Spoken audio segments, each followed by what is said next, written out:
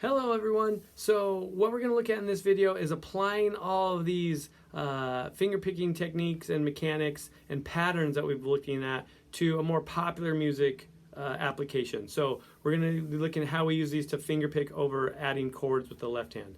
So we started with exercise 1 where we planted in this home position. We did a rest stroke and then free, free, free into the palm, and then we practice just kind of doing that over and over, and then getting comfortable planting the fingers as I played the rest stroke with the P. Then we moved away from the rest stroke and started playing in an unplanted kind of way this way.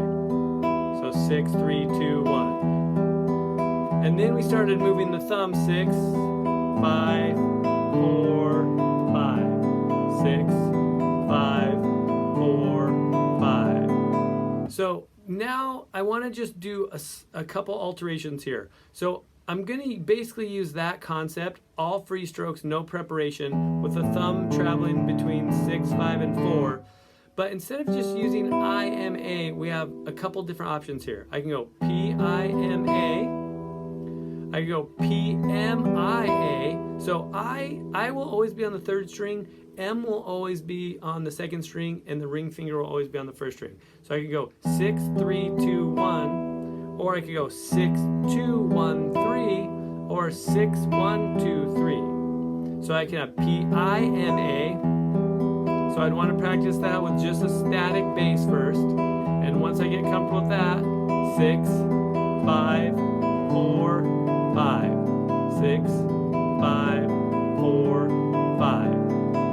Then I'd want to go 6, 2, 3, 1, so P-M-I-A, and again just with a nice static bass line.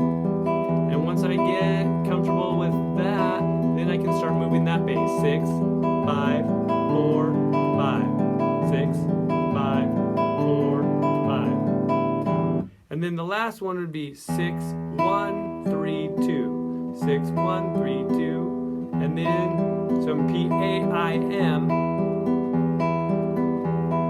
and once I get comfortable with the static bass, that's 6, 5, 4, 5, 6, 5, 4, 5. So first I want to work on those 3 patterns, P-I-M-A, P-M-I-A, P-A-I-M.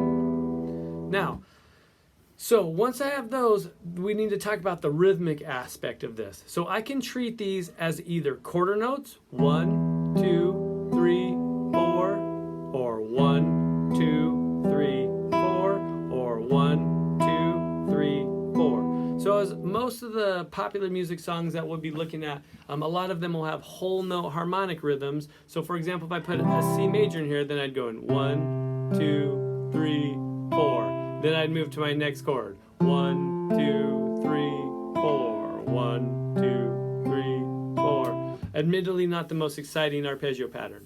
So the next thing I could do is I could think of those as 8th notes. So instead of going 1, 2, 3, 4, I'd go 1 and 2 and 3 and 4 and. So it's basically double time. I'd be playing 2 in the same span, 2 repetitions of that. So instead of 1, 2, 3, 4, I'd be going 1 and 2 and 3 and 4 and. And this is a little more interesting. 1 and 2 and 1 and 2 and 3 and 4 and 1 and 2 and. So, and then if I start moving the thumb, then that even gets more interesting. 1 and 2 and 3 and 4 and. And then I change 1 and 2 and 3 and 4 and 1 and 2 and 3 and 4 and 1 and 2 and 3 and 4 and. So that would be 8th notes. The other thing I could do is I could think of these as 16th notes, and every beat play the pattern. So that would be 1E and a 2E and a 3E and a 4E and a. So then if I have the C major, 1E and a 2E and a 3E and a 4E and a. So this fills the space and is a much more active accompaniment pattern. And if I started moving the bass on this, 1, 2, 3, 4, then I would change 1, 1, 2, 3, 4, 1, 2, 3, 4, 1, 2, 3, 4. So I have these different I can go at different subdivisions. I could just treat it, if I'm going to go from C to A minor. So 1, 2, 3, 4, 1, 2, 3, 4. Or eighth notes, 1 and 2 and 3 and 4 and 1 and 2 and 3 and 4 and. Or 16th notes, 1E and a 2E and a 3E and a 4E and a 1E and a 2E and a 3E and a 4E and as I start having more eighth notes or 16th notes, more subdivisions, then I can start moving the thumb. So that makes those more interesting. So as I practice these different patterns, whatever the lowest note in the chord is, that's where my thumb is going to go. So let's say we had this chord progression. We had C to D minor to A minor to G. Not the most interesting chord progression, but what it does is it makes my thumb go from the 5th string for the C to the 4th string to the D, back to the 5th string for the A, back to the 6th string for the G.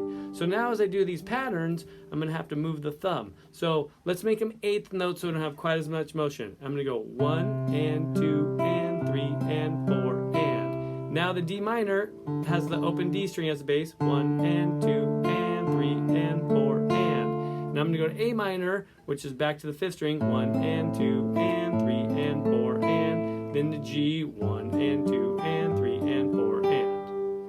And remember, I, M, and A in this pattern and this technique will always stay up top. So I'm going to be going thumb on whatever the lowest note of the chord is, then M, I, A. So when I play this in time, 1 and 2 and 3 and 4 and 1 and 2 and 3 and 4 and 1 and 2 and 4 and 1 and 2 and 3 and 4 and 1 and 2 and 3 and 4 and 1 and.